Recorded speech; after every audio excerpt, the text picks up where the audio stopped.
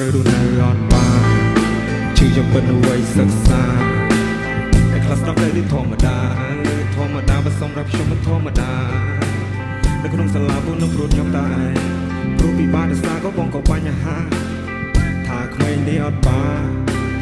តែខ្ញុំត្រូវជឿប៉ុណ្ណាតែខ្ញុំពិបាកយ៉ាងណាតែអ្នកណាដែលថាមិនចង់រួមមហាជុំមកបុកថាកូនគាត់វិទ្យាសាស្ត្រនៅពេលដែលកូនកើតតកតែបើសិនជាលោកនៅខ្ញុំមិនចាំបាច់ចេញពីស្រុកតែបលុបបលាតែមួយថ្ងៃមិនដែលសំណុកពីមិនដាំមិនមានអសតែលោកក៏បុកអង្វរកូនណាថ្ងៃមួយមានចំណេះលើស្ទូយសាពួកយើងទាំងមូលបានគូឆ្បងបានមានតែមួយចង់ឃើញឲ្យអូនមានទាំងមានឡានអ្នកផងគេមិនទៅព្រួយជាក្តីស្រឡាញ់បងច្រើន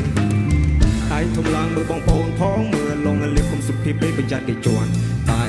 កុំអឺពេកកុំអាងពេកមកល្មមមកកូនពូជថាកុំរៀនលួចថាកុំរៀនបងឆ្លងតែមួយជំហានទៀតជោគជ័យមុននឹងធ្វើអ្វីធ្វើលយមកនៅក្នុងតំបន់វងដនត្រីត្រៀមពីសម្ដីនិយាយថ្មីមកបាទខ្ញុំមានតែខំចាខ្ញុំធំខ្ញុំដោះស្លាប់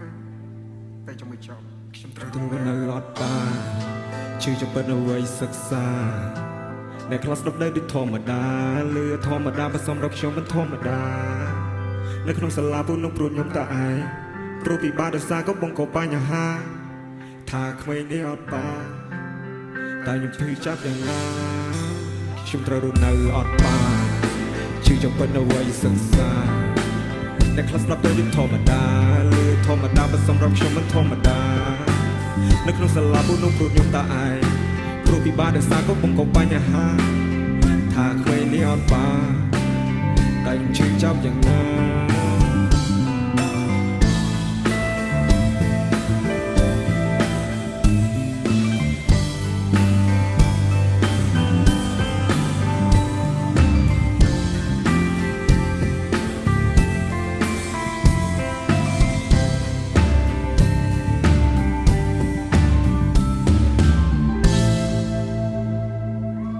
សូមអរគុណទាំងអស់គ្នាមែនទែនអរគុណម្ដងទៀត